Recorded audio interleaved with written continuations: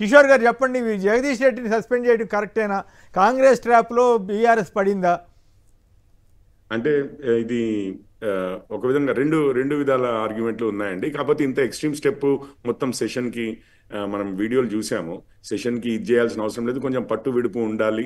అదేదో కావాలని ఏదో స్పీకర్ గౌరవాన్ని మరీ తగ్గించే విధంగా వారు మాట్లాడినట్టుగా ఏమనిపించలేదు. కాకపోతే ఈ ఒక పదం కాకపోతే ఇంకో పదం పడాల్సిందేమో, అదంతా ఇవన్నీ పట్టు విడుపులు ఉండి కాస్త సెన్స్ ఆఫ్ హ్యూమర్ ఉంటే అక్కడికక్కడ తగ్గించాల్సింది. ఇప్పటికైనా బీఆర్ఎస్ వారు ఒక ఇది మళ్ళీ ప్రస్తావన తీసుకొచ్చి సస్పెన్షన్ రివోక్ చేయించుకోగలిగితే బాగుంటుంది అని నేను అనుకుంటున్నాను. వారు స్పీకర్ గారు కూడా అదే ఉద్దేశంతో చూడాలని చెప్పి కూడా నేను అనుకుంటున్నాను. ఎందుకంటే ప్రతిపక్షం అనేది మాట్లాడగలగాలి. అండ్ ప్రతిపక్షానికి కూడా బీఆర్ఎస్ వారికి కూడా వారి వాయిస్ వినిపించగలిగినప్పుడు బెటర్గా ఉంటుంది కదా. ప్రజా సమస్యలు అనేవి మనము బయటికి గెంటి వేయబడితే లాభం లేదు చేయబట్టి ఆ పట్టు విడుపు అనేది వీరు కూడా చూపించాలి. అయితే నాకు ఇక్కడ ఒక చిన్న అనుమానం ఏంటంటే అండి, బీఆర్ఎస్ వారు వచ్చిందే మన అసెంబ్లీలోకి రావడమే. ఈ అసెంబ్లీలో ఏదో అవమానం జరుగుతుంది ఎస్పెషల్లీ కేసీఆర్ గారికి, అందుకనే వారు రావట్లేదు అని ఒక దోషిగా మొత్తం మీద అసెంబ్లీలో అవమానం జరుగుతుంది, అది తప్పదు అన్నది నిరూపించుకోవాలి. ఎందుకంటే మళ్ళీ 6 నెలల తర్వాత ఒకసారి వచ్చారు, మళ్ళీ ఇంకొక 6 నెలల వరకు మరి కేసీఆర్ గారు రానప్పుడు మళ్ళీ వీరు అడుగుతుంటారు కదా, లేదు ఆ రోజు చూసారా మీరు ఈ విధంగా ప్రవర్తించారు, అసలు మా గొంతులు నొక్కుతున్నారనో లేకపోతే ఇంకొక విధంగానో మీరు చేస్తున్నారు అని నిరూపణ చేసుకోవడము చాలా ముఖ్యంగా ఉన్నట్లుంది అన్నది ఒక అనుమానం ఉందండి కేసీఆర్ గారికి. ఇప్పుడు నెక్స్ట్ మళ్ళీ ఎందుకు రావట్లేరంటే రేపు కేటీఆర్ గారు, హరీష్ రావు గారు, బీఆర్ఎస్ వారు చెప్పుకోవాలన్నమాట. ఎందుకు రావట్లేరు అంటే చూసారా ఎంత అన్యాయంగా ఉంది, అసెంబ్లీలో మా బీఆర్ఎస్ వారికి అన్యాయం చేస్తున్నారు. అది కేసీఆర్ గారిని పర్సనల్ గా వీరు జాగ్రత్త పడ్డట్టున్నారు. కేసీఆర్ గారిని ఏది పర్సనల్ గా అనలేదు, కానీ ఏదో ఒకటి చేసి ఎవరు సస్పెన్షన్ లో ఇవో చేపించేసుకొని చూడండి ఏకపక్షంగా పోతోంది. ఇక్కడ మా పెద్ద మనిషి కేసీఆర్ గారు ఇక్కడికి వచ్చేది లేదు, ఈ అసెంబ్లీలో అవమానాలు చేస్తున్నారు అనేది ప్రూవ్ చేయడానికి ఒక డైరెక్షన్ లో వెళ్తున్నట్టుగా అనిపిస్తుంది. కానీ నాకైతే కేసీఆర్ గారు మీరు రెండో యాంగిల్ చెప్పారు. నేనేమో ఇప్పుడు గవర్నర్ స్పీచ్ మీద ఆయన మాట్లాడుతున్నప్పుడు గవర్నమెంట్ ని విమర్శించడానికి ఎన్నో అవకాశాలు ఉంటాయి కదా, ఆ విమర్శిస్తున్నప్పుడు వాళ్ళు అడ్డుకుంటున్నారు. కోమటిరెడ్డి గారు లేకపోతే ఇంకోళ్ళు శ్రీనివాస్ యాదవ్ లేచి అట్లా అడ్డుపడద్దని అన్నారు.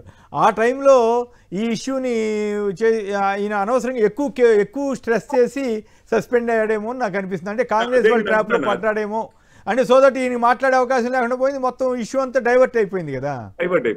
ఎగ్జాక్ట్లీ అండి. నేను అనేది ప్రజల కోసం మనం మాట్లాడాలి అని అంటేనేమో మనం కొంచెము చూసుకోవాలి. ఒక్కోసారి వాళ్ళు హార్డ్ స్టెప్స్ తీసుకుంటే ప్రజల్ని రిప్రజెంట్ చేసే ఛాన్స్ మనకు తగ్గుతుంది కదా, వాళ్ళు కదా నష్టపోయేది. సో ఆ విధంగా చూసుకోవాలి, కొంచెం పట్టు విడుపు ఉండాలంటున్నాను. కానీ అక్కడ ఉద్దేశం అదిలాగా లేదు.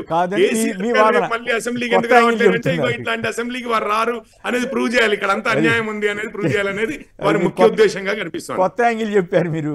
రైట్, రామచంద్ర గారు చెప్పండి, ధర్మమేనా ఇట్లా ఒక చిన్న పదానికి పెద్ద ఎవరికి అంత పెద్ద అసలు స్పీకర్ గారికే అనుమానం రాలా, మీరు కావాలని మంత్రులు అంతా లేచి హడావుడు చేసేసరికి ఆయన కూడా కాదనే పరిస్థితి ఉండదు కదా, అధికార పార్టీని కావాలని ఇట్లా చేయటం పద్ధతేనా? కొమ్మినేని గారు, తెలంగాణ రాష్ట్ర యావత్తు ప్రజలందరూ గమనిస్తా ఉన్నారు. స్పీకర్ గారిని ప్రశ్నించే హక్కు మీకు లేదు అని చెప్పేసి స్పీకర్ గారు 2-3 సార్లు వారించినా గాని జగదీష్ రెడ్డి గారు వారి అహంతోని వారు మాట్లాడిన భాష తీరు, మీరు కేవలం మేము కూర్చోబెడితే కూర్చున్న పెద్దలు మాత్రమే, అదే విధంగా వారు మాట్లాడిన తీరు అంటే ఒక సభాపతిని వ్యక్తిగతంగా నిందించినట్టుగా, వారిని డిగ్రేడ్ చేసినట్టుగా ఉంది. దోషం ఏముందండి అయ్యా, మీరు పెద్ద మనిషి, మేమందరం ఎన్నుకున్న పెద్ద మనిషి, మీరు మా అందరి తరఫున ఉంటారు, ఈ సభ అందరిది, మీ ఒక్కరి సొంతం కాదు అన్నంత మాత్రాన మీ సొంతం కాదనే వర్డ్ అనేది అంటే ఏంటి అభ్యంతరం ఏంటి? భాష ఇప్పుడు కేసీఆర్ గారిని పట్టుకుని ఆ పదాలు వాడటం నాకు ఇష్టం లేదు. అంత స్థాయిలో మాట్లాడితేనేమో ఈ తప్పు కాదని అంటున్నారు. ఇక్కడ స్పీకర్ గారిని గతంలో ఉమ్మడి ఏపీలో కానీ ఆ తర్వాత కానీ స్పీకర్ని ఉద్దేశించి ఎంతమంది ఎన్ని రకాలుగా మాట్లాడలేదు, అవిశ్వాస తీర్మానాలు పెట్టలేదు, కేవలం మీ ఒక్క సొంతం కాదు అన్నంత మాత్రాన ఇట్లా చేయాలా? నేనే కేసీఆర్ గారు రైడ్ చేశారు, వాళ్ళని బయటికి పంపించేశారు నేను అంటల్లా, కానీ ఇప్పుడు మీరు ట్రాప్లోకి లాగినట్టుగా నాకు అనిపించింది. కొమ్మినేని గారు, సభలో సభాపతి సుప్రీం, రాజ్యాంగ విలువల్ని ప్రజాస్వామ్యాన్ని కాపాడేది సభాపతి. మరి వారి హక్కుల్ని వీరు హరించే స్థాయిలో కాంగ్రెస్ పార్టీ ఎప్పుడు స్పీకర్ మీదకి వెళ్ళలేదా? కాంగ్రెస్ గవర్నర్స్ కుర్చీ లాగేశారు కదా మన వాళ్ళు. కాదు అప్పుడు టీఆర్ఎస్ కాంగ్రెస్ కలిసి తెలుగుదేశం రేవంత్ రెడ్డి గారు అట్లాగే హరీష్ రావు గారు వీళ్ళందరూ కలిసి గవర్నర్ కుర్చీయే లాగేశారు కదా. ఇప్పుడు గవర్నర్ స్పీకర్కి సంబంధించిన చిన్న పదం మీద పెద్ద ఆక్షేపణ చదువుతుంటే నాకు ఆ వినడానికి కొంచెం ఆశ్చర్యం అనిపిస్తుంది. ఇప్పుడు కొమ్మినేని గారు పేపర్ పడేసినందుకే ఇంజురీ అయింది, పేపర్ తో ఇంజురీ అవుతుంది అనేది మల్లన్న గారు చెప్తున్నట్టు, పేపర్ పడేసినందుకు విసిరినందుకు ఇంజురీ అవుతుంది అని చెప్పేసి వారిని ఇద్దరు సభ్యుల్ని సస్పెండ్ చేసిన పార్టీ గతంలో 10 సంవత్సరాల్లో మార్షల్స్ తోని ప్రతిపక్ష నాయకుల్ని బయట గెంటేసి వీళ్ళు సభ నిర్వహించిన సంగతి మల్లన్న సాక్ష్యం, దానికి నిర్వహిత సాక్ష్యం.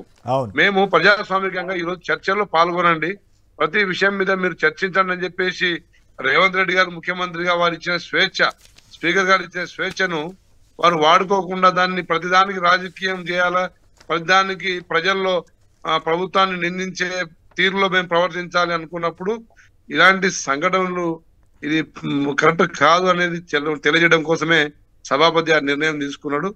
ఇది తప్పకుండా మన భవిష్యత్తులో ఏ సభ్యుడు కూడా మరి అసభ్యంగా కానీ లేదంటే రాజ్యాంగ విలువల్ని ప్రజాస్వామ్యాన్ని అంటే పక్కకు పెట్టే రీతిలో అంటే నేను గత 30-40 ఏళ్ళుగా అసెంబ్లీలు చూస్తున్నాను సార్.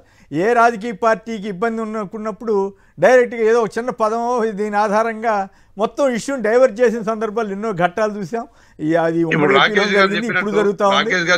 అధికార పార్టీ వాళ్ళకి ఆ అడ్వాంటేజ్ ఎక్కువ ఉంటుంది. ఆ ప్రతిపక్షం వాళ్ళు మాట్లాడేటప్పుడు చిన్న పాయింట్ తీసుకుని ఇంకేముంది చాలా ప్రమాదం జరిగిపోయిందని అచ్చంగా స్పీకర్ని వీళ్ళే కాపాడుతున్నట్టు, వాళ్ళు కాపాడినట్లు, గౌరవించినట్లుగా పిక్చర్ ఇచ్చి ఇంత అడావుడి చేస్తుంటారు. ఇవన్నీ ఆల్ ఇన్ ది గేమ్ లాగా మారిపోయింది. సరే తప్పది. అయితే మొత్తం సెషన్కి సస్పెండ్ చేయడం మాత్రం అంత సముచితంగా అనిపించలేదేమో. ఏదైనా పోనీ ఉంటే ఒక రోజు చేస్తే అయిపోయేదేమో. మొదటి రోజే అంత రాద్ధాంతం చేయాల్సిన అవసరం ప్రతిపక్ష పార్టీలకు లేదు. రాకేష్ గారు చెప్పినట్టుగా వాళ్ళు కేసీఆర్ గారి దగ్గర ఇంప్రెషన్ కోసం మాత్రమే చేస్తున్నారు. అదే విధంగా కేసీఆర్ గారు ఇలా రారు కాబట్టి ఇక మా స్థాయి చూపించుకోవాలని నిరూపించుకోవాలనే రీతిలో వాళ్ళ ప్రవర్తన ఉంది తప్ప గవర్నర్ ప్రసంగం మీద రాద్ధాంతం చేయాల్సిన అవసరమే ఉంటది. సీనియర్ ఎమ్మెల్యేగా ఉండేవారు. 96లో ఎలక్ట్ అయ్యారు ఉప ఎన్నిక ద్వారా వచ్చి. ఆ తర్వాత ఆయన ఒక గవర్నర్ స్పీచ్ ఎప్పుడు అనుకుంటా ఒక కాగితం ఒక పుస్తకం ఇసిరేస్తారు గవర్నర్ ప్రసంగం. అప్పుడు ఎథిక్స్ కమిటీ అని పెట్టి దాని మీద పెద్ద కథ నడిపారు. ఏది దాని మీద ఏం చేయాలి, ఇట్లా జరగకూడదని, విలువలని అవన్నీ చేశారు. మళ్ళీ తెలుగుదేశం వాళ్ళు అట్లాగే దాడులు చేసే, దాడి అంటే వాట్ ఐ మీన్ అట్లా నిరసనలు చెప్పారు. కాంగ్రెస్ వాళ్ళు చెప్పారు. రేవంత్ రెడ్డి గారు ఇందాక చెప్పారు కదా, స్వయంగా గవర్నర్ కుర్చీయే లాగేశారు. ఇప్పుడు ఇవన్నీ చెప్తా ఉంటే కొంచెం ఇవన్నీ ఆల్ ఇన్ ది గేమ్ లేని మా బోట్ వాళ్ళం సర్దుకోవాల్సిన పరిస్థితి ఏర్పడింది.